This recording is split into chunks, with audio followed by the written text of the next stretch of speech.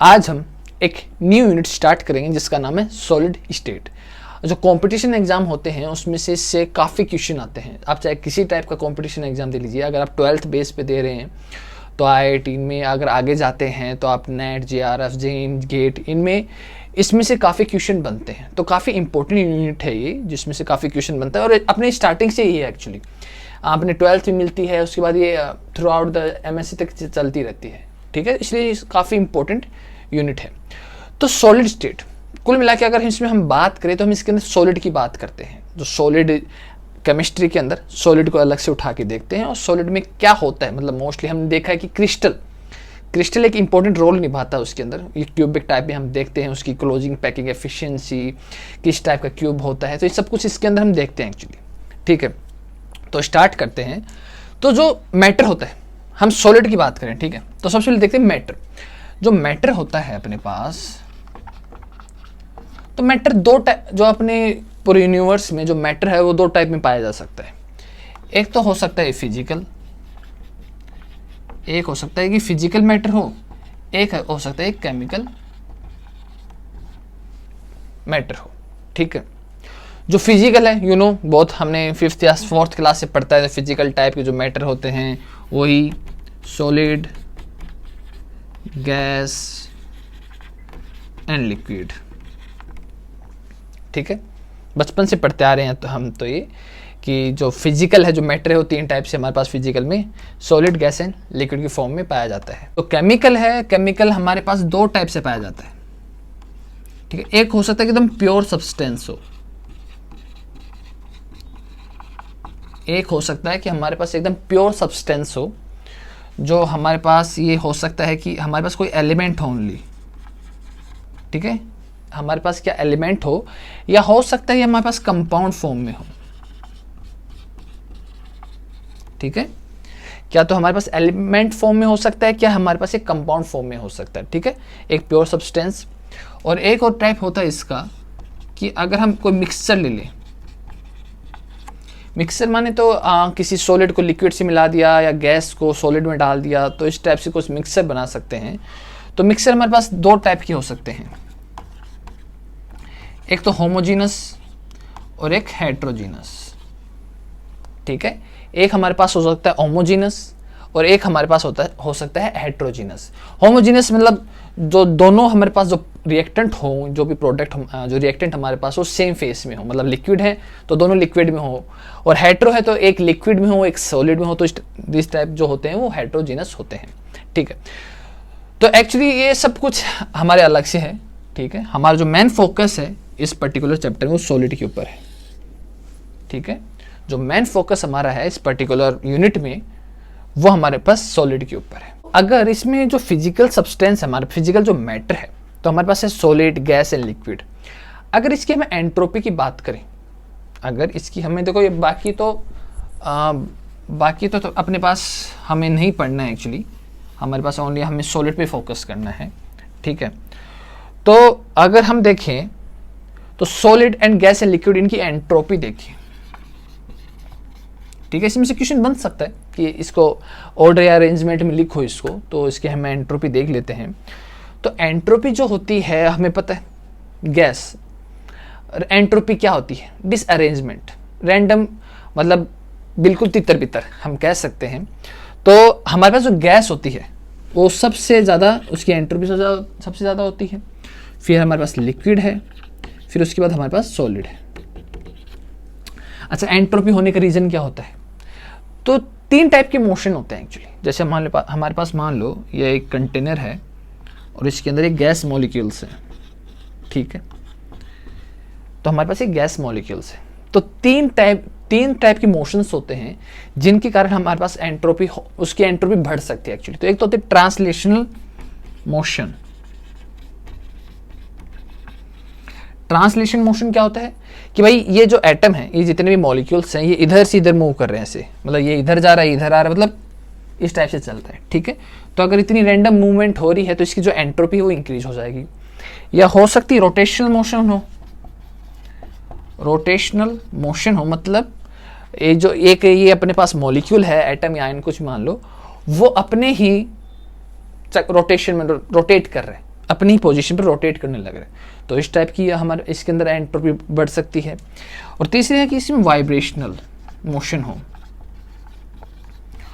हो सकता है कि ये जो अपने पास जो मॉलिक्यूल है, एटम है, ये अपनी ही पोजीशन पर वाइब्रेट करता रहे, ठीक है, जितने भी मॉलिक्यूल्स ये हैं ये अपनी ही पोजीशन पे वाइब्रेट करते रहें, तो ये जितने भी डिसअरेंजमेंट हैं, इसी कारण कहते हैं कि सिस्टम की जो एंट्रोपी है वो इंक्रीज हो जाती है। और हमें पता है यूनिवर्स में हर की एंट्रोपी बढ़ती जाती है, ठीक है, यूनिवर्सल ट्रूथ है एक्चुअली, ठीक है। तो एंट्रोपी जो यूनिवर्स की वो कम नहीं होती, क्योंकि एक्सपेंड हो रहा है अपना यूनिवर्स, तो दैट्स वाई वहाँ पे जो एंट्रोपी वो इंक्रीज होती रहती है, ठीक है। तो इस टाइप से इसकी हमने एंट्रोपी देखी। तो मैटर हमें देखना कुछ नहीं है, हमें ओनली सॉलिड की बात करनी है कि सॉलिड क्या चीज़ होती है। सॉलिड की कुछ प्रॉपर्टीज देखते हैं कि सॉलिड की क्या क्या प्रॉपर्टी हो सकती हैं। फर्स्ट तो है कि इसकी definite shape, volume and size होती है, ठीक है। हमें पता है अपनी पोजीशन से ज़्यादा हिलता डुलता नहीं है, तो अपनी ही पोजीशन पे रहता है, तो इसकी जो शेप है, साइज है, ये सब कुछ एक सेम टाइप का होता है, ठीक है। सेकंड, ये रिजिड होते हैं, हार्ड होते हैं, ठीक है, इनको इनकम्प्रेसिबल होते हैं, इनको हम कंप्रेस नहीं कर सकते, ठीक है। इनके बीच में जो इंटरमोलिकुलर फोर्स होता है या इनके बीच की जो डिस्टेंस होती है मॉलिक्यूल्स के बीच में, इनकी जो मॉलिक्यूल्स के बीच की जो डिस्टेंस होती है वो काफ़ी कम होती है, मतलब सबसे कम इसमें ही होती है, इसी मैटर में होती है। इसमें जो ट्रांसलेशनल मोशन होता है ना, जो ट्रांसलेशनल मोशन होता है वो इसके अंदर एब्सेंट होता है, क्योंकि ये देखो, ये काफ़ी इंटरमोलिकुलर फोर्स जो होता है इनका काफ़ी स्ट्रॉन्ग होता है और काफ़ी पास होते हैं। तो दैट्स वाई एक पोजीशन से दूर, मतलब ऐसे नहीं कि ये यहाँ से लेके यहाँ मूवमेंट कर रहे हैं, ऐसा नहीं करेगा एक्चुअली, ठीक है, क्योंकि सॉलिड है, गैस नहीं है, तो बिकॉज ऑफ इंटरमोलिकुलर फोर्सेस, ठीक है। तो इसके अंदर ट्रांसलेशन मोशन जो होता है वो एब्सेंट होता है, लेकिन जो इसके अंदर वाइब्रेशनल मोशन होता है वो हो सकता है, ये अपनी ही पोजीशन पे, अपनी मीन पोजीशन पे वाइब्रेट कर सकता है, ठीक है, अपनी ही मीन पोजीशन पे वाइब्रेट कर सकता है। तो ये इसकी कुछ हमारे पास इसकी प्रॉपर्टी है, सॉलिड क्या होता है। तो नेक्स्ट इसके अंदर हम देखते हैं लैटिस पॉइंट, ठीक है। लैटिस पॉइंट ये हमारे 12th क्लास में हमारे पास ऑलरेडी है, यहाँ पे जो बेसिक जो कंसेप्ट है ये हमारे पास 12th क्लास में है, ऑलरेडी हम पढ़ चुके हैं इस चीज़ को।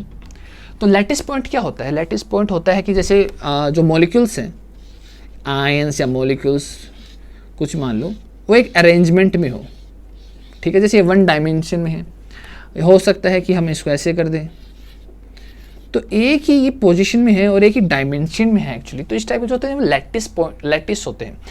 तो एक्चुअली अगर हम लैटिस पॉइंट का अगर मेन मकसद देखें, जो मेन मोटिव जो होता है लैटिस पॉइंट का, वो ये होता है कि हम इसको शो कर पाएँ, ईजिली शो कर पाएँ कि हमें अगर देखिए, जैसे इसके अंदर हम क्यूब्स की बात करते हैं, हम सॉलिड के अंदर क्रिस्टल की बात करते हैं। अब क्रिस्टल 3 डायमेंशन में होता है, ठीक है, क्रिस्टल हमारे पास 3 डायमेंशन में होता है।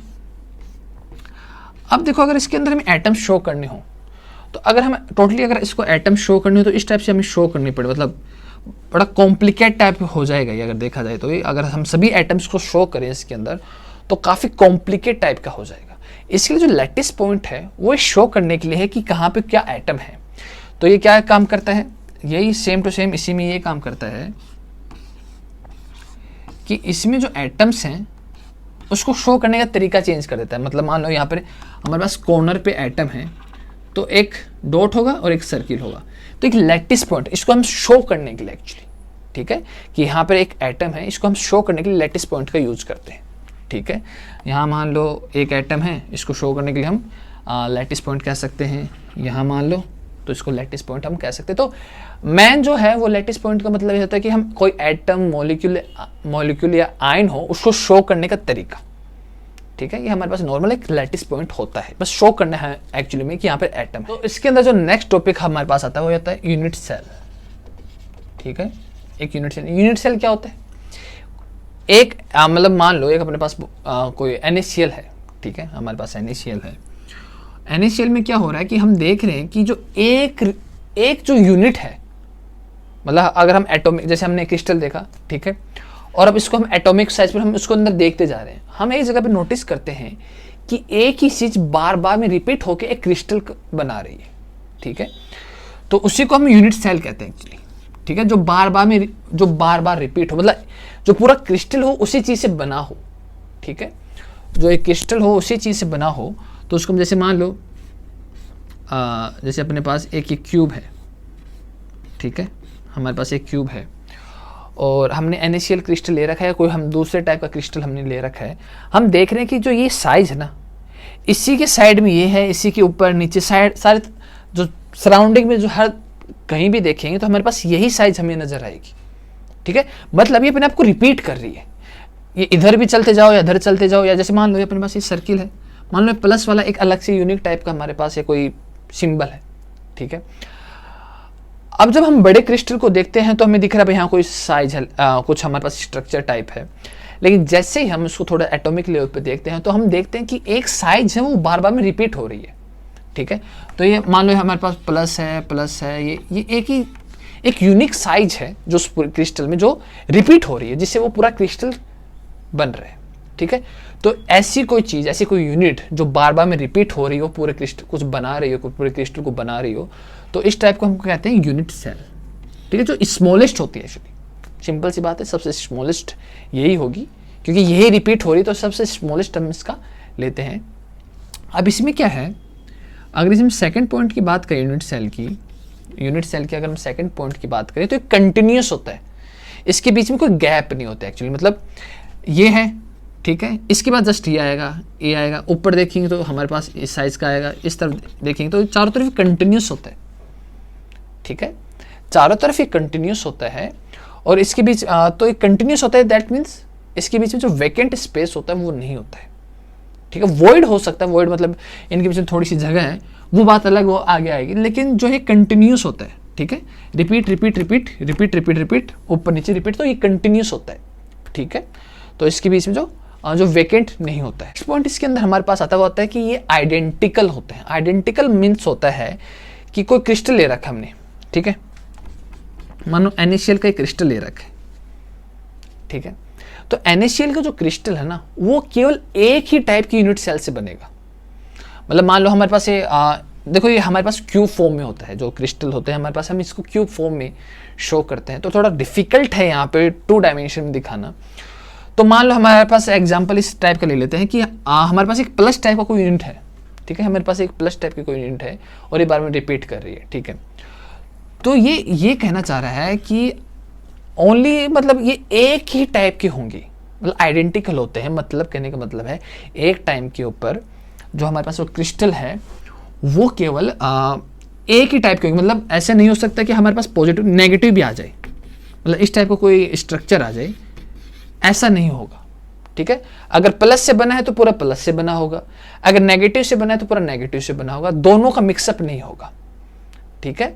तो जो क्रिस्टल होता है, जो यूनिट सेल होता है, तो एक ही टाइप का रिपीट होता है, उसमें दो यूनिट सेल नहीं होते, अलग अलग यूनिट सेल नहीं होती, एक यूनिट सेल होते हैं जो रिपीट होता रहता है, वो पूरे क्रिस्टल या क्यूब को फॉर्म करते हैं या कंपाउंड को फॉर्म करते हैं। तो इसके टाइप्स देख लेते हैं, यूनिट सेल कितने टाइप के होते हैं। तो इसके टाइप्स देखने से पहले हमें ये देखना होगा कि क्यूब क्या होता है, ठीक है। क्यूब में हमें जो एटम है उसको कैसे शो करते हैं, उसके अंदर क्या क्या होता है वो देखना जरूरी है, ठीक है।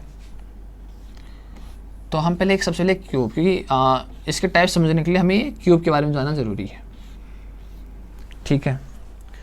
अब अगर इसके अंदर हम देखें तो ये जो होते हैं हमारे पास, ये हमारे पास होते हैं कॉर्नर्स।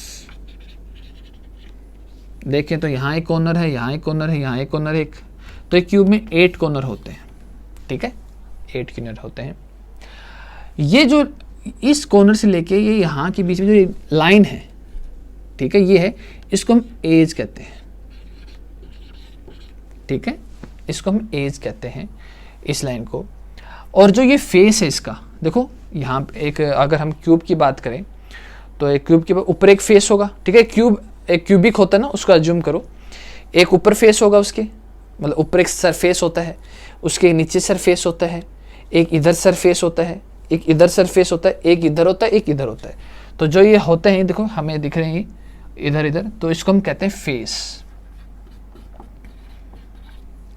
ठीक है, इसको हम कहते हैं फेस। इसके अंदर इसके मिडिल में एक पॉइंट है, इसके मिडिल में भी एक एटम हो सकता है, उसको हम कहते हैं बॉडी सेंटर। उसको हम कहते हैं क्या? Body centre. जैसे मान लो हम अपना एक रूम है, ठीक है, रूम के, और रूम के बीचों बीच हवा में मान लो एक बीचों बीच एक एटम लटका हुआ है, ठीक है ना, एकदम बीचों बीच उस मतलब जो अपने पास एक क्यूब है इसके बीचों बीच एक बॉक्स मान लो, उसके बीचों बीच एक हवा में मानो हमारे पास, वैसे हवा में नहीं होता एक्चुअली, ये मैं समझाने के बता रहा हूँ, वहाँ पे एक एटम है, ठीक है। तो इस टाइप का जो हमारे पास होता है उसको हम कहते हैं बॉडी सेंटर, ठीक है। अगर हम थोड़ा इसको अलग से बनाता हूँ, अगर ये हमें नीचे वाला जो फेस है इसको अलग से लेता हूँ, नीचे वाले फेस को इस पॉइंट से लेके इस पॉइंट तक, ठीक है, इस पॉइंट से लेके इस पॉइंट तक हम इसको कहते हैं फेस डायगोनल, ठीक है। इसको हम कहते हैं, देखो हम इस कोई भी 6 फेस है, ठीक है, 6, तो इनमें से किसी को भी ले लो, इसकी जो डिस्टेंस है ना, हम इसकी जो ये लेंथ है इसको हम a मानते हैं, कुछ भी मान सकते हो A B C D, लेकिन मोस्टली हम A मानते हैं ताकि सभी बुक्स में, मोस्टली बुक्स में हमारे पास A है तो हम इसको A मानते हैं एक्चुअली, ठीक है। तो ये जो इतनी भी लेंथ है ये अपने पास एज है तो इसको हम A मानते हैं, ठीक है। तो हमारे पास ये भी A है और हमारे पास ये भी A है, तो हम इसके जो ये अपने पास ये फेस डायगोनल है इसको निकाल सकते हैं पाइथागोरस थ्योरम लगा के। तो क्या कर सकते हैं, मान लो ये A है, ये B है, ये C है, तो हमें AC चाहिए, तो AC निकालने के लिए इसका स्क्वायर कर दो और इसका स्क्वायर कर दो, तो हमारे पास आ जाएगा √2a, ठीक है। ये होता है फेस डायगोनल, ठीक है। और जो फेस डायगोनल जो वैल्यू है, ये सब आगे हम काफ़ी टाइप के यूनिट देखेंगे, किस टाइप के यूनिट सेल होते हैं, सभी में सब इसकी वैल्यू जो होते हैं वो सेम होती है, ठीक है। ये होता है फेस डायगोनल। इसमें एक पॉइंट और रह गया है, जो बॉडी डायगोनल क्या होता है। अगर इसमें हम बॉडी डायगोनल की बात करें तो ये इससे बनेगा, हम इसको ये जो पॉइंट है उस एज पे जो पॉइंट है, ठीक है, और ये बॉडी सेंटर और इस पॉइंट से, ठीक है, जब इसको क्रॉस मिलाएंगे, मतलब अगर हम देखें तो यहाँ से एक पॉइंट है और ऐसे क्रॉस में जो बीच में हम कह रहे थे जो हवा में जो एटम है उससे उस दूसरे एज तक लगा। जैसे मान लो इसको हम 2D में देखते हैं, यहाँ एक पीछे एक एटम है, ये अपने पास जो बॉडी सेंटर में जो एटम था, और एक इस यहाँ पे जो एटम है, एक लाइन ऐसे भी हमारे पास इसमें शो होती है, ठीक है। एक लाइन हमारे पास ऐसे भी इसके अंदर होती है। इसको थोड़ा सा इसमें दिखाना थोड़ा डिफ़िकल्ट है, लेकिन इसको मान लो ये हमारे पास एक पॉइंट से इस पॉइंट पे कनेक्ट हो रहा है, ठीक है। इसको हम कहते हैं बॉडी डायगोनल। मैं कोशिश करूँ मैं थोड़ा सा कैसे इसको हम लेते हैं, तो यहाँ पे जो है ये हमारे पास फेस डायगोनल वाली लाइन है, ठीक है, ये हमारे पास फेस डायगोनल है, और ऊपर से ये 3 डायमेंशन में यहाँ से कट करता हो, यहाँ से मिल रहा है, तो कुछ हमारे पास इस टाइप से बनता है। ये फेस डायगोनल वाली लाइन ये ऐसे है और ये हमारे पास ऐसे यहाँ पे मिल रही है, ठीक है। तो फेस डायगोनल की जो वैल्यू है वो हमें पता है √2a है, और ये जो लाइन है ये हमें पता है, ये हमें पता है a है। तो 3 डायमेंशन में एक्चुअली, तो इसको शो करना बहुत बड़ा डिफ़िकल्ट है, लेकिन आप ऐसे अज्यूम करो कि हमारे पास एक क्यूब है और उसके बीच में एक पॉइंट है, एक कॉर्नर से लेकर दूसरे कॉर्नर के थ्रू दिस एटम एक जो भी लाइन निकलती है उसको हम बॉडी डायगोनल कहते हैं, ठीक है। तो मतलब पूरे क्यूब में से वो लाइन ड्रॉ हो रही है, तो उसको हम कहते हैं बॉडी डायगोनल। तो उसकी वैल्यू है, तो हमारे पास जो फेस है उसका √2a आ जाएगा हमारे पास इस वाले का, और ये हमें पता है a है, और यहाँ से जब इसको हम ड्रॉ करेंगे तो इससे जो कनेक्ट होगा यहाँ से इस कनेक्ट, तो इसकी वैल्यू निकाल सकते हैं, वही पाइथागोरस थ्योरम में लगा देते हैं। तो √2a का स्क्वायर प्लस a स्क्वायर, तो क्या हो जाएगा ये √2 2a square plus a square, तो ये जगह 3a स्क्वायर, तो √3a। ये जो वैल्यू आ गई हमारे पास आ गई बॉडी डायगोनल के लिए, ठीक है। ये बॉडी डायगोनल के लिए हमारे पास ये वैल्यू आ गई, जो यूनिवर्सल आगे आने वाले जितने भी यूनिट है उसमें जो बॉडी डायगोनल की जो वैल्यू है वो ये रहेगी, ठीक है। अभी तक जो भी हमने देखा है वो अभी तक हम बेसिक ही देख रहे हैं, जो हमने 12th क्लास में पढ़ा हुआ है हमारे पास, वो अभी तक हम बेसिक ही देख रहे हैं, ठीक है, कि यूनिट सेल क्या होता है, कॉर्नर्स पे एटम्स कहाँ कहाँ शो करते हैं, हम उसको क्या क्या बोलते हैं, और हम सॉलिड पे कैसे बात करते हैं, लैटिस पॉइंट क्या होता है। जो इसमें देखो मेन पॉइंट है कि दो जो एटम है वो कितने करीब आ सकते हैं, ठीक है। अगर हम कोई दो एटम ले तो वो कितने करीब आ सकते हैं एक दूसरे के। तो यहाँ पर हमने एक एटम लिया, ठीक है, तो ये मैक्सिमम इतने ही करीब आ सकते हैं। कभी भी एटम है वो आपस में ओवरलैप नहीं करते, जो उनकी जो ऑर्बिटल्स होते हैं वो ओवरलैप करते हैं, लेकिन जो पूरे एटम ही आपस में ओवरलैप नहीं करते हैं, ठीक है। तो अगर इसके बीच की अगर हमें डिस्टेंस निकालनी हो तो हम इनकी जो न्यूक्लियस है उससे इसकी हम डिस्टेंस निकालते हैं, ठीक है, उससे हम इसकी डिस्टेंस निकालते हैं। इसको हम r मान सकते हैं और इसकी जो रेडियस है उसको हम r मान सकते हैं, जो टोटल डिस्टेंस है उसको हम d मान सकते हैं, ठीक है। तो इस टाइप से हम इसकी जो डिस्टेंस है ये आगे काम आएगा। तो इसकी रेडियस ले लेंगे और इससे ज़्यादा ये पास में नहीं आएंगे, तो ये हमारे पास क्योंकि सॉलिड है दैट्स वाई इतनी नज़दीक है, ठीक है। तो इसकी रेडियस ले लेंगे, इसकी रेडियस ले लेंगे, तो टोटल इसको हम डी कह सकते हैं, डिस्टेंस कह सकते हैं। तो इसके अंदर जो फर्स्ट टाइप का जो यूनिट सेल आता है वो हमारे पास आता है simple cubic cell, simple cubic unit cell, या इसको हम प्रिमिटिव यूनिट सेल भी कह सकते हैं, ठीक है। एज यू विश, जो आप कहना चाहो वो कह सकते हो, दोनों नाम से इस पे क्वेश्चन आ सकते हैं। तो इसको हम सिंपल क्यूबिक यूनिट सेल भी कह सकते हैं और इसको हम प्रिमिटिव यूनिट सेल भी कह सकते हैं, ठीक है। वही सिंपल सा हम एक क्यूब बना लेते हैं, इसमें हम एक क्यूब बना लेते हैं। तो ये जो कहता है, जो हमारे पास सिंपल क्यूबिक सेल होता है, इसमें जो एटम्स होते हैं ना वो कॉर्नर्स पे होते हैं, यहाँ हम शो कर देते हैं, कॉर्नर्स पे होते हैं, ठीक है। 8 कॉर्नर्स हैं, तो यहाँ पे ये अपने पास जो एटम्स होते हैं वो यहाँ कॉर्नर्स पे होते हैं। तो एक्चुअली होता क्या है कि ओनली इनका एक पार्ट, एक छोटा सा पार्ट है वो ही इसमें होता है, इस यूनिट में होता है एक्चुअली, क्योंकि हम केवल एक यूनिट की बात कर रहे हैं, ठीक है। हमें पता है हम एटॉमिक लेवल पे जाके केवल एक यूनिट की बात करते हैं, और हमें पता है इसके आगे भी काफ़ी यूनिट्स हैं, मतलब आगे भी काफ़ी क्यूब है, इसके पीछे भी काफ़ी क्यूब है, ऊपर भी काफ़ी क्यूब है, नीचे भी काफ़ी क्यूब है। हम पर्टिकुलर बस एक ही यूनिट की बात कर रहे हैं, ठीक है। तो इसमें होता क्या है एक्चुअली कि ये तो चलो हम दिखाने के लिए दिखा रहे हैं कि इसके कॉर्नर पे एटम होते हैं, लेकिन रियलिटी में क्या होता है कि मतलब वैसे क्या होता है कि ओनली इसका एक छोटा सा पार्ट जो होता है ना, यहाँ मतलब अगर वैसे देखा जाए तो ये है ना ऐसे इस टाइप से, हाँ छोटा छोटा बन गया, थोड़ा इस टाइप से ना ये दूसरे यूनिट के साथ पार्टिसिपेट करते रहते हैं, इसलिए थोड़ा सा मतलब थोड़ा सा जो पार्ट है वो इस यूनिट में होगा, बाकी जो है वो अदर यूनिट्स में होता है, जो सराउंडिंग में जो और यूनिट है उनके साथ ये होते हैं। लेकिन हम स्पेसिफिकली हम इसकी बात कर रहे हैं, ठीक है। तो एक छोटा सा पार्ट, तो मतलब अगर देखा जाए तो ओनली ये टोटल मिला के एक ही एटम क्रिएट होता है, ठीक है। ये टोटल मिला के केवल एक ही एटम क्रिएट होता है, मतलब ये छोटे छोटे पार्ट हैं और के साथ कनेक्टेड हैं, ठीक है।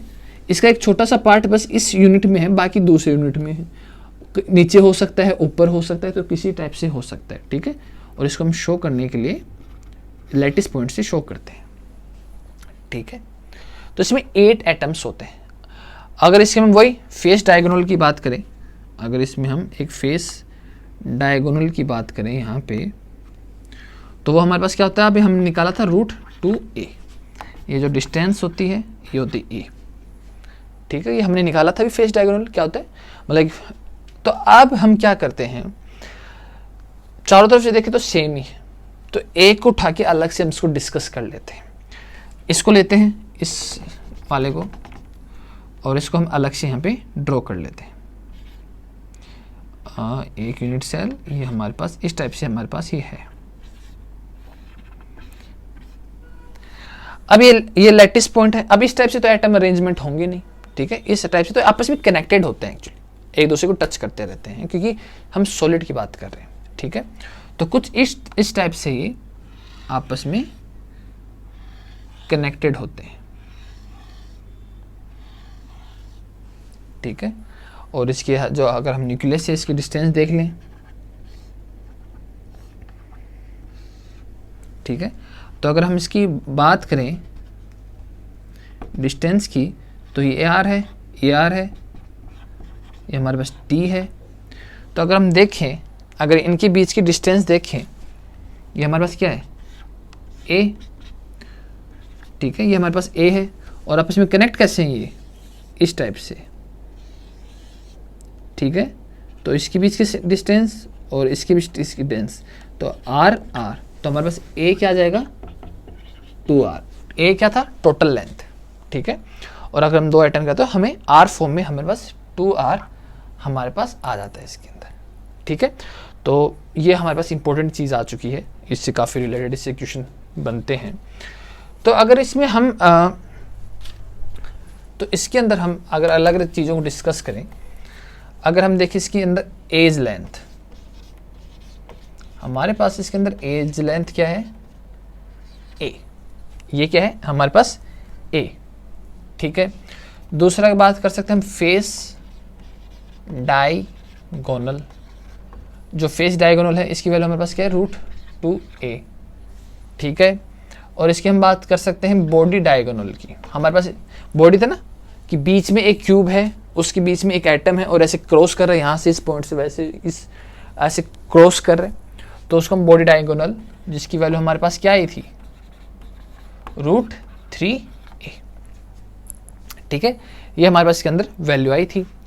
अब इसको अंदर अगर हमें r की फॉर्म में लिखना हो तो ये हमारे पास हो जाएगा 2r, ये हो जाएगा 2√2r, और ये हो जाएगा 2√3r, क्योंकि हमारे पास a की वैल्यू क्या थी, 2r, तो a की जगह 2r रख देंगे। तो हमारे पास इस फॉर्म में हमारे पास एज लेंथ आ गई, फेस डायगोनल आ गया और बॉडी डायगोनल आ गया, ठीक है।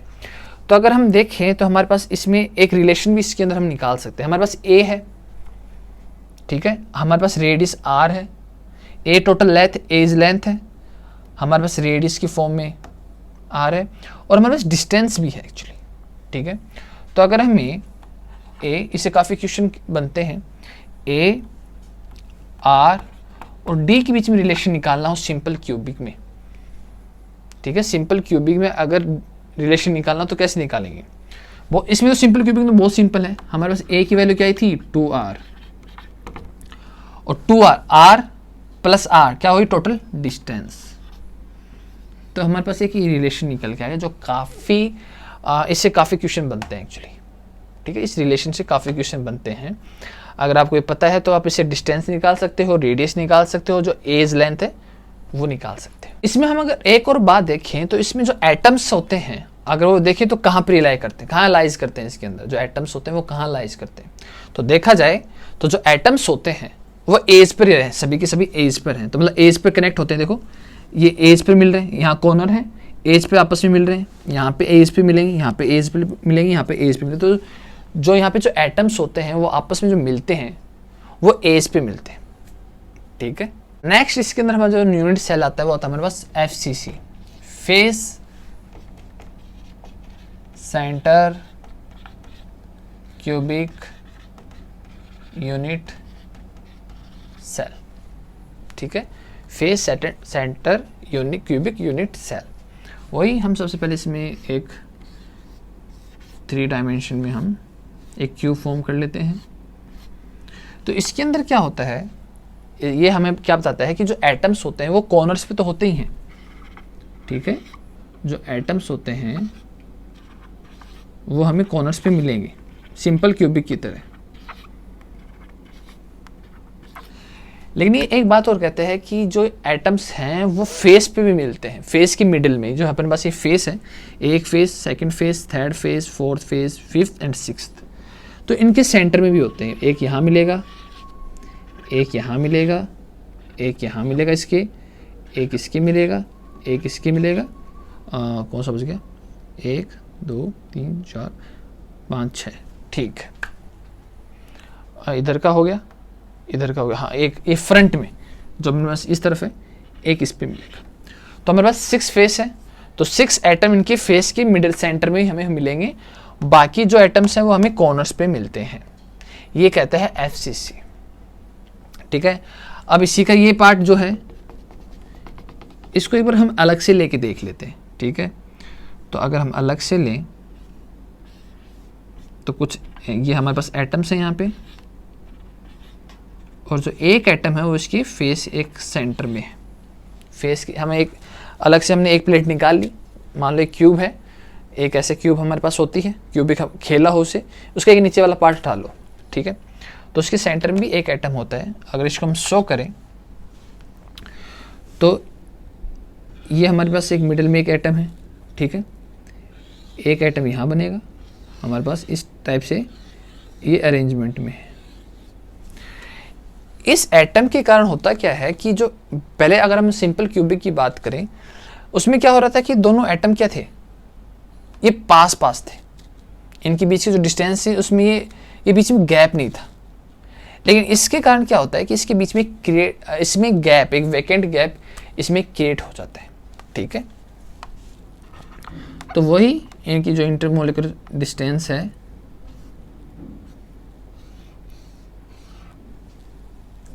ठीक है, ये हमारे पास इसकी इंटरमोलिकुलर डिस्टेंस है। पर इसमें एक कहने वाली बात है कि इसमें एक बात है कि जो इसकी डिस्टेंस है वो तो इसकी इक्वल तो आएगी नहीं। अब उसकी जो डिस्टेंस है वो उसके अपने पास जो सिंपल क्यूबिक था क्या आई थी उसकी distance, a equal to 2r, ठीक है। जो ये डिस्टेंस थी, क्योंकि दोनों पास पास थे, इसके बीच में देखो गैप है, ठीक है, इसके बीच में गैप है, दैट मीन्स ये डिस्टेंस तो नहीं होगी, ये डिस्टेंस नहीं होगी। तो इसको निकालने के लिए हम फेस डायगोनल का यूज कर सकते हैं। ये जो डिस्टेंस है ये r है, ये जो डिस्टेंस है ये r है, ये r है, और ये हमारे पास इसका रेडियस r है। तो अगर हमें देखा जाए तो हमारे पास कितना होता है फेस डायगोनल, ये फेस डायगोनल ही है, तो वो हमारे पास होता है √2a, ठीक है। फेस डायगोनल ही है हमारे पास जो होता है √2a। और अगर हम इसके इक्वल देखें कितना रेडियस क्या है, r r r and r 4। तो FCC के लिए हमारे पास जो a की वैल्यू है वो निकल के आती है 4r/√2। इसको थोड़ा फर्दर हम सॉल्व करेंगे तो √2 इंटू 2, तो हमारे पास ये हो जाता है √2 से √2√2r, ठीक है। ये हमारे पास आ जाती है इसके अंदर a की वैल्यू, ठीक है। मतलब इसमें जो अगर इनके बीच में डिस्टेंस हमें वैकेंट नजर आ रहा है तो हमारे पास ये वैल्यू नहीं आएगी, हमारे पास वैकेंट इसकी वैल्यू हमारे पास कैसे आएगी। तो हम इस टाइप से इसको हम यूज कर सकते हैं, ठीक है। अब इसके अंदर हम देखें तो हमारे पास a की वैल्यू आ गई तो हमारे पास और भी वैल्यू आ जाएंगी। अगर हमारे पास a की वैल्यू आ गई तो हमारे पास अदर जो वैल्यू है वो भी आ जाएंगी, ठीक है। एज लेंथ क्या होगी इसकी, एज लेंथ जो फेस डायगोनल है वो, और जो बॉडी डायगोनल की जो वैल्यू है, अब इनकी वैल्यू आराम से निकल सकती है, ठीक है। हमारे पास एज लेंथ क्या होती है, ये लेंथ क्या होती है हमारे पास a। फेस डायगोनल जो हमारे पास यहाँ से यहाँ तक जो वैल्यू होती है वो कहते हैं √2a। जो बॉडी डायगोनल जो इस पॉइंट से लेके इस पॉइंट के बीच में मिलता है, पूरे क्यूब में एक क्रॉस मार रखा है जिसने, ठीक है। जो एक पूरा क्यूब होता है उस एक क्यूब के अंदर एक क्यूब हमारे पास है, इस पॉइंट से लेके इस पॉइंट के बीच में से निकलता है, तो हमारे पास होता है √3a। अब इसको अगर हम r की फॉर्म में लिखें तो हम r की वैल्यू जो है वो a की जगह रख देंगे। तो अगर हम r की फॉर्म में लिखें तो 2√2r हो जाएगा। a की वैल्यू यहाँ पुट करते हैं ये वाली, तो हमारे पास हो जाएगा 4r, √2 से √2 2 एंड 2 एंड √3a, ये हमारे पास क्या हो जाएगा 2√6r, ठीक है। इसको हमने r की फॉर्म में लिख दिया। थर्ड पॉइंट इसके अंदर हमारे पास आता है कि अगर हम इसके बीच में रिलेशन निकालें जो हमने एक सिंपल क्यूबिक निकाला था a r और d के बीच में, ठीक है। अगर इसके अंदर हम रिलेशन निकाल लें a r और d के बीच में, सिंपल है हमारे पास, हमें पता है कि जो थोड़ा सा क्रॉस कर देते हैं,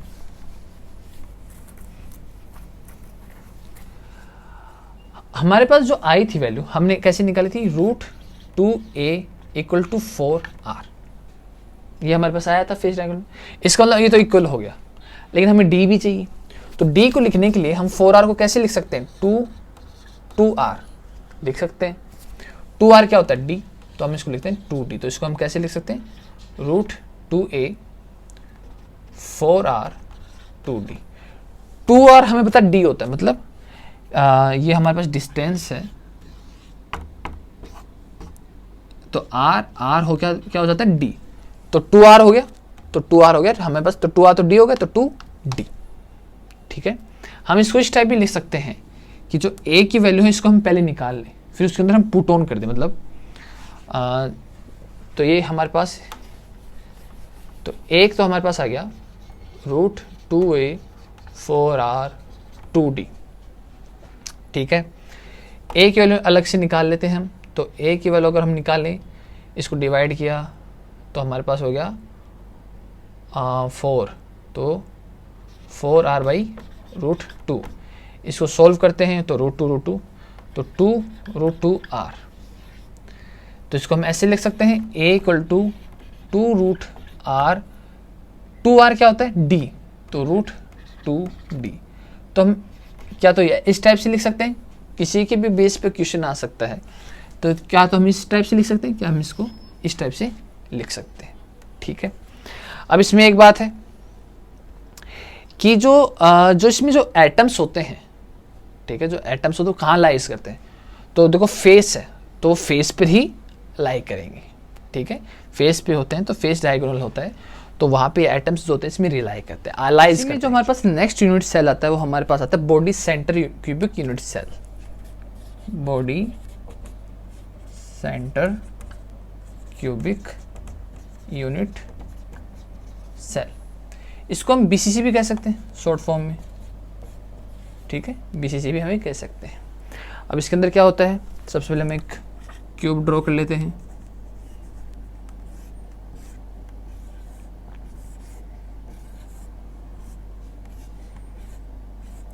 तो इसमें क्या होता है, कॉर्नर्स पे तो एटम होते ही हैं, सेम टू सेम कॉर्नर्स पे एटम होते हैं। देखो जो ये अपने पास से टॉपिक है सारा इमेजिनेशन का है। ठीक है, क्योंकि जो एटम है ये नहीं कि ये सारे एटम इसी के अंदर हैं। ठीक है, इनका केवल एक छोटा सा पार्ट इस यूनिट के अंदर है। ठीक है, बाकी जो पार्ट है वो अदर यूनिट में है। ठीक है, बाकी क्योंकि ये पार्ट इसके अंदर है, बाकी जो अदर पार्ट है वो 8 यूनिट के अंदर है।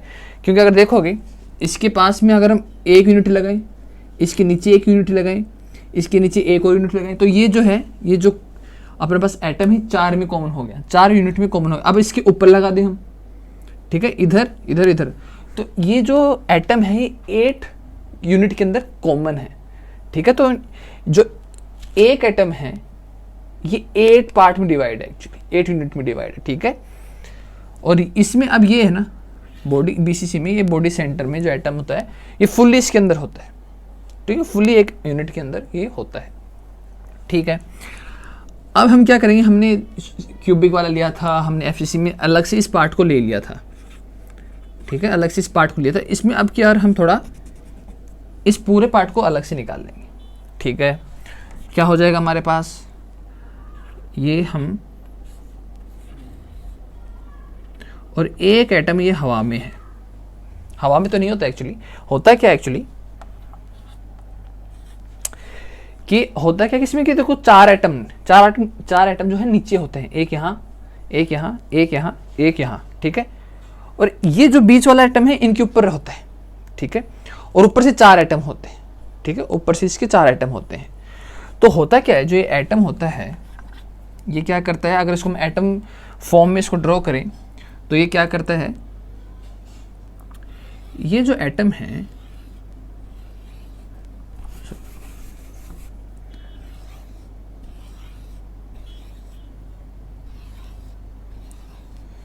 ये जो एटम है, ये बीच वाला जो एटम है, इन जो नीचे वाले 4 एटम है, जो ऊपर वाले 4 एटम, इनको प्रेस करता है। ठीक है, प्रेस करता है तो ये इनसे दूर चले जाते हैं।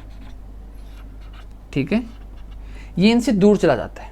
ठीक है, थोड़ा कम प्रेस दो। अगर हमने सिंपल क्यूबिक की बात करें तो ये एटम पास पास होते हैं। ठीक है, क्योंकि बीच में कोई दूसरा एटम नहीं होता है इनको बीच में डिवाइड करने के लिए। लेकिन यहाँ पे क्या होता है, ये जो एटम है ये इन चारों को, मतलब जो नीचे वाले 4 हैं इनको चारों को ये अलग अलग कर देता है।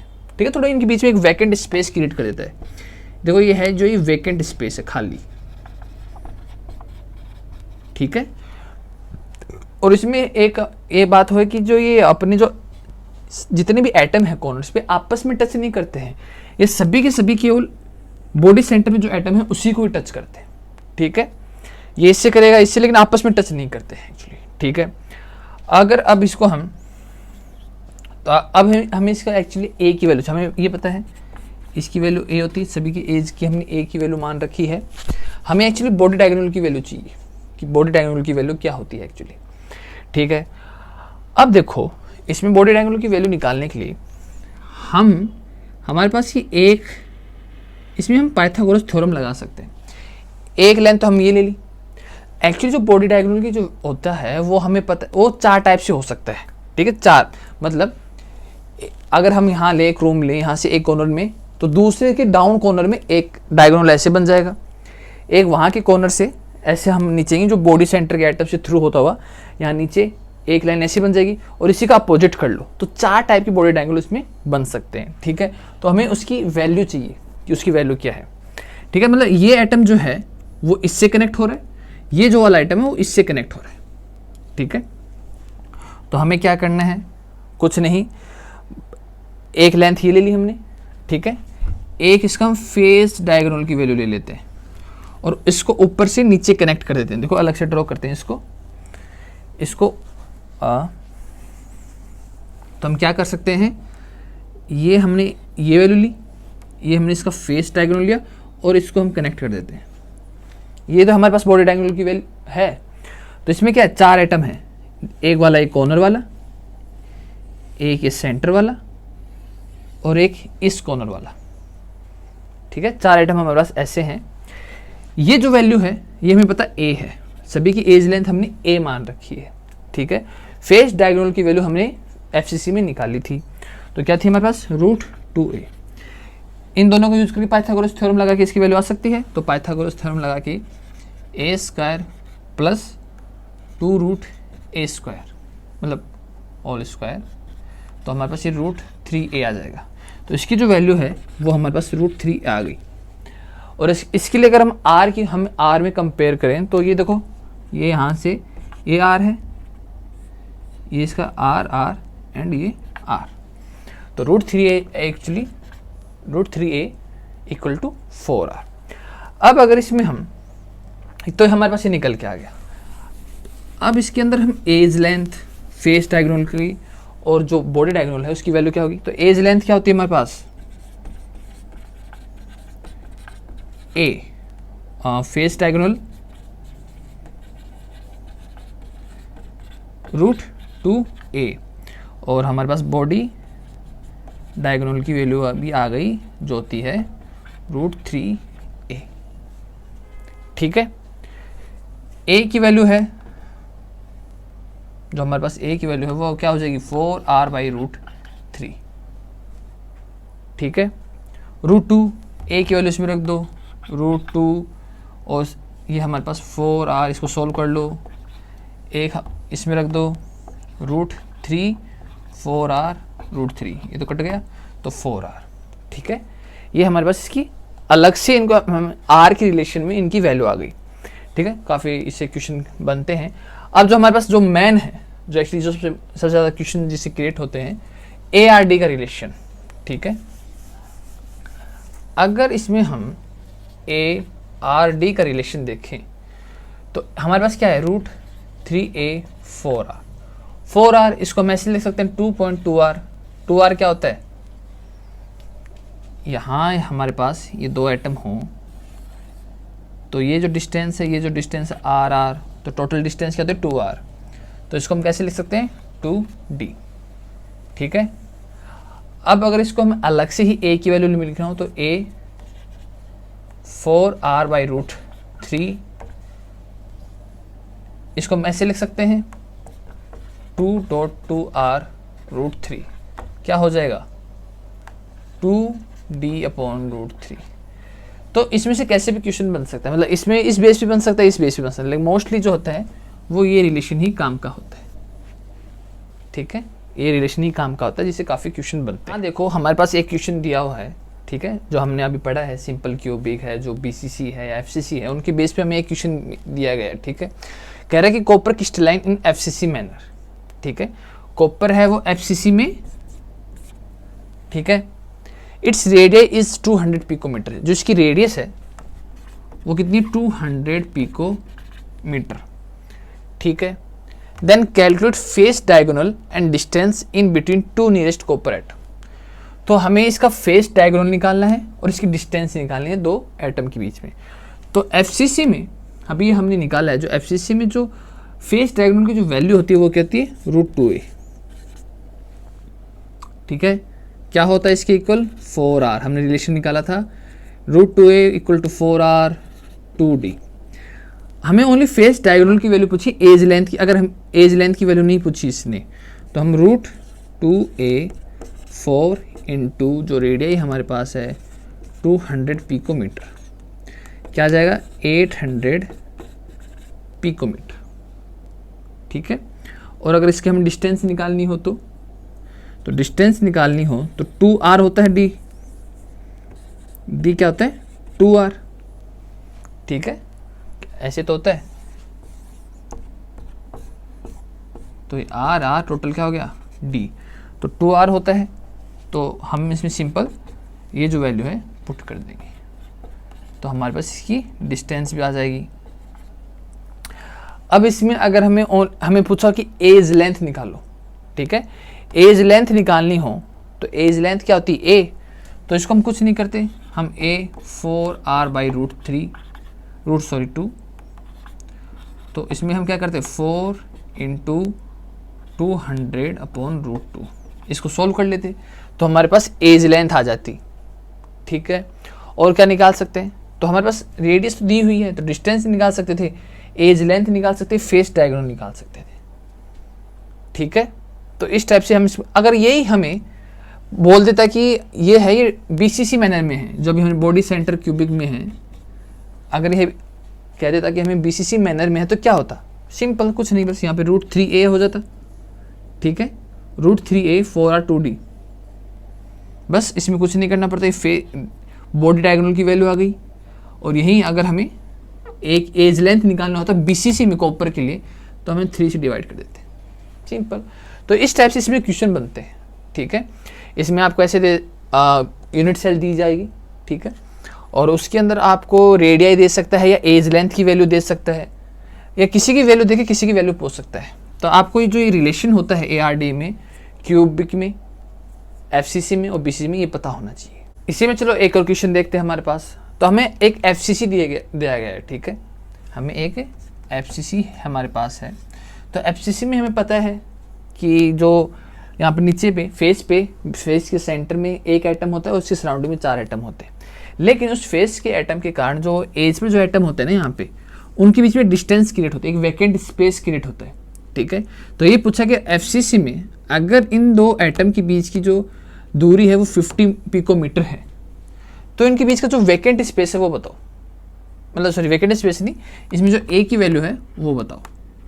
अगर इनके बीच की दूरी 50 पिकोमीटर है यहाँ से लेके यहाँ तक, तो इसकी जो एज लेंथ है वो बताइए। ठीक है, तो हमें A पूछा गया है। ठीक है, आप देखो ये उस तरीके से तो होगा नहीं, क्योंकि इसमें बीच में हमें अलग से एक वैल्यू दी थी। तो हम क्या करेंगे, हमें पता है ये R है, ये भी R है, और बीच में हमारे पास एक वैल्यू दी गई है, तो हम A को क्या लिख सकते हैं, R + 50 पिकोमीटर। ठीक है, चलो बाद में लगा लेंगे इसकी यूनिट। अब हमारे पास पता है कि हमें फेस डायगोनल की जो होता है उसमें जो A की वैल्यू होती है वो हमारे पास क्या होती है, √2a 4r। ठीक है, तो इसको हम कैसे लिख सकते हैं, A = 4/√2, तो इसको 2√2r हम इसको लिख सकते हैं। ठीक है, लेकिन हमें अब इसको थोड़ा सा और सॉल्व करें इस इक्वेशन को, तो A R दोनों इक्वल होते हैं, तो 2r + 50। अब हम क्या कर सकते हैं, हमें A निकालना है, तो R की फॉर्म में हम यहाँ पे वैल्यू पुट कर देते हैं। ठीक है, तो ये हम इसी को थोड़ा सा और सॉल्व करते हैं, तो 2a, इसको हम ऐसे लिख सकते हैं 2r, ठीक है, 2r लिख सकते हैं। तो इसको हम ऐसे लिख सकते हैं 2r रूट 2a अपॉन 2, ठीक है, लिख सकते हैं। अब ये जो वैल्यू है ये हम इसके अंदर पुट कर देंगे, इस इक्वेशन के अंदर पुट कर देंगे। तो हमारे पास क्या आ जाएगा, a root 2a upon 2 plus 50, ठीक है। ये जो वैल्यू है, क्योंकि हमें क्या, तो इसको टोटल हमें a की वैल्यू चाहिए, ठीक है। तो हमारे पास जो इक्वेशन है तो इसका हमें r की वैल्यू इसमें हमें पुट करनी होगी, ठीक है, इसमें हमें r की वैल्यू पुट करनी होगी ताकि एक ही क्वांटिटी में सबकी वैल्यू, मतलब a की जो अपने पास a है उसमें वैल्यू हमारे पास आ जाए, ठीक है। तो a equal to root 2 upon 2। अब इसमें हम क्या कर सकते हैं, इसको इस तरफ ले जा देते हैं, a minus root 2a upon 250, 2a minus root 2a upon 250। ये हमारे पास इसके अंदर, अगर इसमें हम यहाँ पे चला जाएगा तो 100, और इसमें हमारे पास a कॉमन आ जाएगा, 2 माइनस रूट 2, ये हो गया हमारे पास 100, ठीक है। रूट 2 की जो वैल्यू होती है वो होती है 2 माइनस 1.414, 100, ठीक है। इसको सोल्व कर लेंगे तो हमारे पास a की वैल्यू आ जाएगी, ठीक है। इसको सोल्व करने पे हमारे पास a की वैल्यू आ जाएगी। तो इस टाइप से भी क्वेश्चन दे सकता है, कुछ भी दे सकता है एक्चुअली। तो हमें थोड़ा सा इसमें थोड़ा सा लॉजिक पता होना चाहिए, थोड़ा सा इनका, हमें a का और r के बीच का जो रिलेशन है और d के बीच का जो रिलेशन है, ये है जो अपने पास सिंपल क्यूबिक और FCC और BCC में, ये हमें जरूर पता होना चाहिए, ठीक है। इसके बेस पे काफ़ी क्वेश्चन बन सकते हैं। तो इसी में अगर हम एक और क्वेश्चन देखें तो हमें जो ये क्वेश्चन दे रखा है, ये हमें BCC मैनर में दिया गया है, ठीक है। उसमें हमें दे रखा था कि उसकी जो टोटल एज लेंथ है a की वैल्यू निकालो, और इसमें दिया गया है कि जो इसके बीच में जो वैकेंट स्पेस है ना उसकी वैल्यू कितना परसेंटेज में ये इनके बीच की डिस्टेंस। हमें पता है कि BCC में जो होता है वो बीच में जो एक एटम होता है उसके कारण क्या होता है कि इन एटम के बीच में डिस्टेंस आ जाती है, ठीक है, कुछ वैकेंट स्पेस क्रिएट हो जाता है। तो ये पूछा है कि इसके अंदर जो वैकेंट स्पेस का कितना परसेंटेज होगा, ठीक है। तो हमारे पास वही सेम हम वो अप्रोच लगा सकते हैं जो अभी हमने लगाया है। ये जो है और ये जो है, ये डिस्टेंस r है, ये r है, ठीक है। तो हम a मान लेते हैं r प्लस r, और जो ये डिस्टेंस है, ठीक है, ये जो डिस्टेंस इसको मान लेते हैं हम y, ठीक है। जो BCC होता है इसके अंदर जो वैल्यू होती है, जो रिलेशन होता है वो इस टाइप से होता है। इसको हम ऐसे लिख सकते हैं 2r प्लस y। तो हमारे पास क्या, अगर हम इस टाइप से लिखें कि हमें जो वैल्यू है वो r फॉर्म में चाहिए, 2r.2, तो रूट 3a अपॉन क्या हो जाएगा 2, ठीक है। ये वैल्यू हम इसके अंदर पुट कर देंगे। तो a 2 तो root 3a upon 2 plus y, ठीक है। अब इसमें हम इसको इस तरफ ले जाएंगे तो ये 2a minus root 3a upon 2y, 2y, तो इसमें हम क्या करेंगे, a कॉमन आ जाएगा, 2 माइनस रूट 3 और जाएगा 2y, ठीक है। अब a हमारे पास क्या है, जो रूट 3 की वैल्यू होती है वो 1.732 होती है, तो 2 माइनस 1.732 2y, ठीक है। तो हमारे पास क्या आ जाएगा इसकी वैल्यू, a की हमारे पास क्या वैल्यू आ जाएगी, 0.268, ठीक है, हाँ। और इसको अपन में इसको डिवाइड कर देंगे तो हमारे पास क्या आ जाएगी, a 0.134y, ठीक है। अब हमें पता है कि जो ये डिस्टेंस है ये हमारे पास क्या है, 0.134 134a, ये जो डिस्टेंस है हमारे पास ये है। अब अगर हमें परसेंटेज निकालना हो तो क्या करते हैं, जो हमें दिया गया है given value upon total value into 100, तो हमारे पास क्या निकल के आया है .134a, ठीक है, 0.134a। टोटल जो लेंथ है, एज लेंथ कितनी है, हम कितनी मानते हैं a इंटू 100, तो जो वैकेंट स्पेस है इसमें 13.4% है। ठीक है, बड़ा सिंपल सा है, वही सेम अप्रोच हमने इसमें लगाई है, बस सेम टू सेम वैसा ही है अगर देखा जाए तो। ठीक है, उसमें हमें इसकी पूरी हमें ये इसकी वैल्यू दी गई थी, एफसीसी में इसकी 20 की जो वैल्यू है वो वैकेंट स्पेस की हमें दी गई थी, फिर टोटल इसकी हमें इसने एज लेंथ पूछ ली। अब की बार क्या किया इसने कि इसकी हमें ये बताया कि इसका बताओ कि वैकेंट स्पेस है कितना, कितना परसेंटेज होगा यहाँ पे। ठीक है, तो हमारे पास 30.4% होता है बीसीसी में, दो एटम के बीच में वैकेंट स्पेस।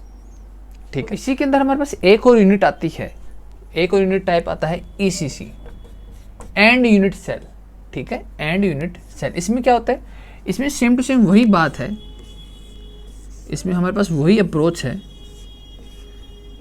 इसके भी कॉर्नर पे हमारे पास एटम होंगे,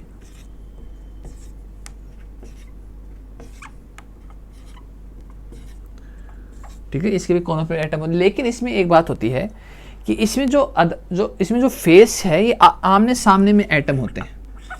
एक एटम ही अगर इसमें होगा तो इसके सामने वाले पे एक एटम होगा। ठीक है, एक तो नहीं होता है, एक पार्ट होता है, तो फेस के सेंटर में एटम होते हैं एक्चुअली, अपोजिट साइड में। ठीक है, एक दूसरे के अपोजिट साइड में इसमें एटम्स होते हैं। ठीक है, बस यही इसके अंदर एंड यूनिट सेल है, जो एक्चुअली इसमें ज़्यादा क्वेश्चन बनते नहीं है एक्चुअली। ठीक है, हमारे जो स्टार्टिंग जो 3 है, क्योंकि इसमें ARD रिलेशन भी हम नहीं निकाल सकते हैं, क्योंकि इनके बीच में डिफरेंस क्या, मतलब ये कनेक्टेड नहीं है ना आपस में, ये आपस में कनेक्टेड नहीं है, दैट्स वाई इसके बीच के हम जो ARD रिलेशन है वो नहीं निकाल सकते। ठीक है, इसलिए इसमें से क्वेश्चन भी कम ही बनते हैं। तो हम बस एक नॉलेज के लिए जान लेते हैं कि एंड यूनिट सेल क्या होता है। तो आगे बढ़ने से पहले एक क्यूब के अंदर क्या क्या होता है वो जानना बहुत ज़रूरी है। ठीक है, तो एक क्यूब के अंदर क्या क्या हो सकता है, तो हमारे पास मतलब एक क्यूब में जो हमारे पास अभी कॉर्नर है, एज है, इनका रोल क्या होता है एक्चुअली। ठीक है, वो जानना है।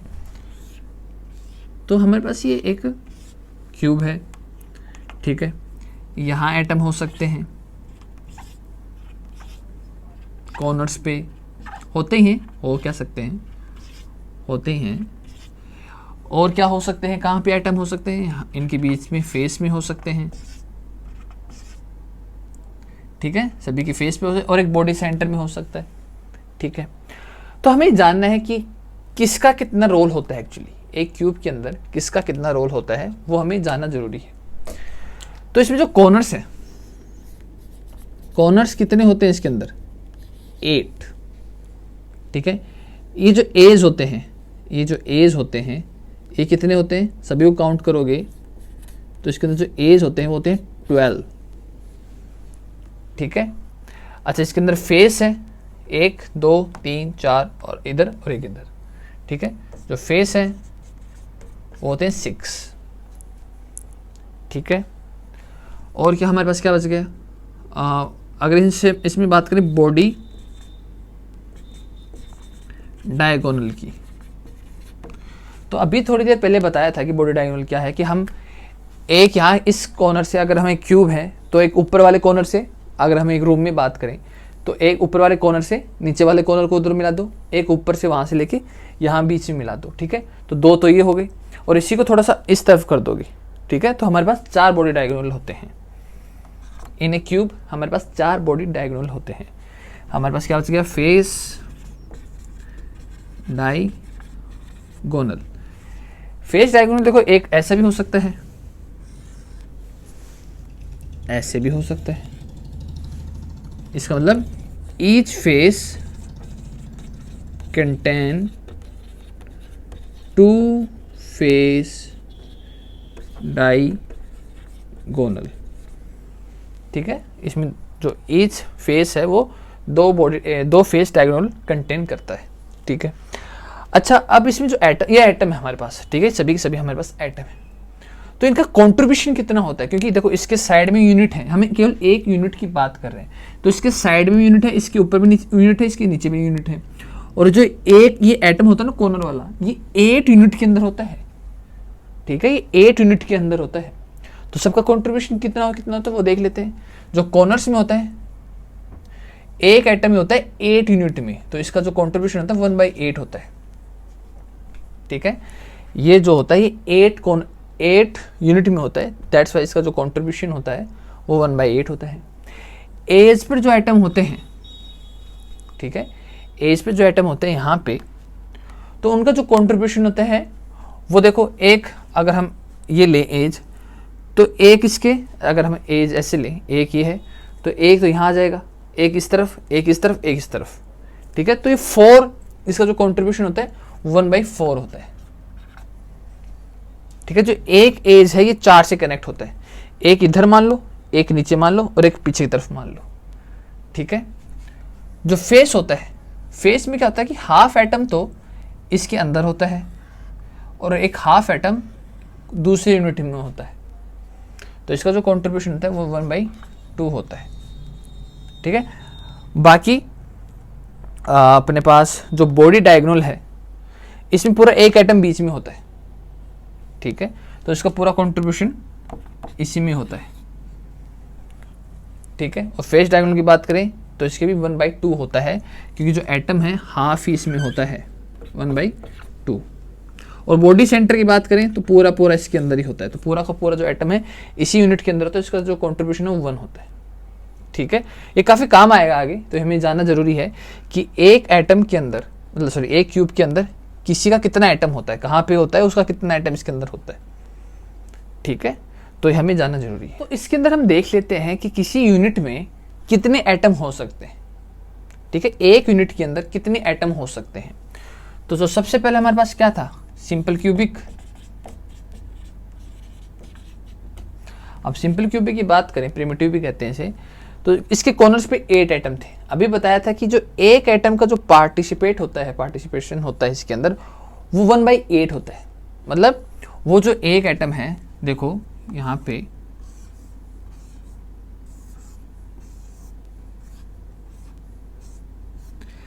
पे जो एक एटम है, तो है ये ओनली 1/8 पार्ट इसके अंदर होता है, बाकी अदर 7 यूनिट के अंदर भी होता है, ठीक है। तो टोटल अगर हम बात करें इसकी, तो 1/8 और कितने कॉर्नर्स हैं 8, तो इसके अंदर एक एटम होता है। टोटल मिलाएंगे तो इसके अंदर एक एटम होगा सिंपल क्यूबिक के अंदर, ठीक है। दूसरा है एफसीसी। एफसीसी में क्या होता है कि उसके फेस के सेंटर में भी एटम होता है। तो कितने फेस है इसके अंदर, देखो हमें हमारा एटम कैसे होता है, हाफ इसके अंदर होता है और हाफ दूसरे यूनिट में होता है, ठीक है। लेकिन हमें एक ही एटम की बात करनी है कि एफसीसी के अंदर एक यूनिट के अंदर कितने एटम हो सकते हैं। तो इसके अंदर कितने हो सकते हैं, कॉर्नर्स पे तो होते हैं, तो कॉर्नर्स पे तो सेम टू सेम वही आ जाएगा, ठीक है। ये है तो सेम टू सेम वही आ जाएगा, प्लस इसमें कितने फेस हैं, 6 फेस हैं, और 6 के फेस के अंदर सेंटर के बीच में एक एटम है, लेकिन वो जो एटम है वो केवल 2 यूनिट में ही पार्टिसिपेट कर रहे हैं। एक हाफ तो इसमें, हाफ कोई दूसरी यूनिट में है, तो इसका हम कितना ले लेंगे, हाफ। तो इसके अंदर टोटल कितने आइटम हो जाएंगे, 4, ठीक है। थर्ड हमारे पास कौन सा था, बीसीसी। बीसीसी में क्या होता है, फेस पे तो नहीं होता लेकिन बीच में कहीं होता है, लेकिन जो बीच में जो एटम होता है पूरा ही इस यूनिट के अंदर होता है। तो एक तो ये हो गया हमारे पास, ठीक है, पूरा ही अंदर इसके होता है। वो बाकी बीसीसी में कॉर्नर्स पे एटम्स होते हैं, तो वही हम वापस वही अप्रोच ले लेंगे कि 8 एटम है, 1/8 इसका पार्ट है, तो 2, ठीक है। और हमारे पास एक 4 था, ईसीसी एंड यूनिट सेल। इसमें क्या होता है, इसके कॉर्नर्स पे वही एटम होते हैं, तो वही बात सेम टू सेम, प्लस। और इसमें क्या होता है कि इसमें अपोजिट साइड में, इसके यहाँ पे और यहाँ पे अपोजिट साइड में एटम होते हैं, ठीक है। फेस सेंटर में एटम होते हैं, तो अपोजिट साइड 2 ही है हमारे पास, ठीक है। तो हमारे पास जो है 2 ही फेस है जहाँ पे एटम है, तो 2, तो इसके अंदर हमारे पास कितना आ गया, 2, ठीक है। तो इसका मतलब है एक सिंपल जो क्यूबिक होता है उसके अंदर केवल एक ही एटम होता है जिससे वो बना होता है। एफसीसी के अंदर 4 एटम से वो बना होता है, बीसीसी वो 2 एटम से बना होता है और ईसीसी भी 2 एटम से बना होता है। तो देखो जो अभी हमने देखा था कि एक एटम के अंदर, एक यूनिट के अंदर कितने एटम हो सकते हैं, उसी की बेस पे हमारे पास एक क्वेश्चन है, ठीक है। तो देखो लिख रहा है कि कैलकुलेट टोटल एटम, हमें टोटल एटम निकालने हैं कि हमें कोई कंडीशन दे रखी है एक यूनिट की पर यूनिट सेल, ठीक है, ऑफ लैटिस पॉइंट लाइज, जो इसके अंदर जो एटम है वो कहाँ लाइज कर रहे हैं, at each corner, each corner. तो हमारे पास कॉर्नर पे होता है कितना, 1 पार्ट होता है, तो 1/8 × 8, ठीक है, कॉर्नर वाले की वैल्यू रख देंगे।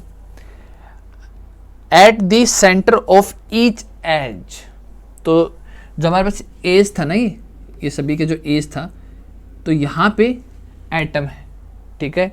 कितना था हमारे पास, कितना पार्टिसिपेट करता है, एक एटम जो यहाँ पे एज पर होता है वो 4 यूनिट में होता है, तो 1/4, टोटल कितने एज होते हैं, 12, ठीक है। नेक्स्ट देखिए edge and at body centre, body centre में एक, तो बॉडी सेंटर तो किसी के साथ पार्टिसिपेट नहीं करता है, वो उसी यूनिट के अंदर होता है 1, तो इसको हम देखेंगे तो कितना 1 + 3 + 1 5, तो ये 5 एटम की यूनिट है, ठीक है।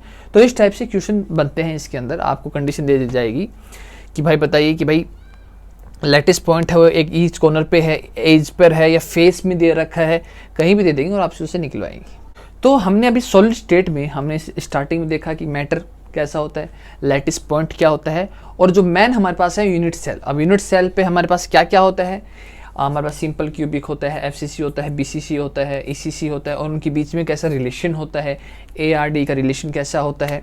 तो इन सभी के बेस पे क्वेश्चन बनते हैं इसके अंदर, ठीक है। इससे बाहर कुछ नहीं आएगा, थोड़ा सा घुमा के दे सकता है, अगला क्वेश्चन दे सकता है, पर जो क्वेश्चन बनते हैं वो इन्हीं में से बनेंगे, ठीक है। ये नॉर्मल जो कंसेप्ट है हमने जो पढ़ा है, इसी से इसमें क्वेश्चन बनते हैं। तो ये जो सॉलिड स्टेट का है, ये एक स्टार्टिंग का एक फर्स्ट पार्ट है, ठीक है, जिसमें हमने केवल यूनिट सेल को डिस्कस किया है। तो इस वीडियो में केवल हम इस यूनिट सेल को हमने डिस्कस किया। नेक्स्ट में हम स्टोइकियोमेट्री क्या होता है, क्लोज पैकिंग एफिशिएंसी क्या होता है, उनको डिस्कस करेंगे, ठीक है, जिस पे काफ़ी क्वेश्चन बनते हैं।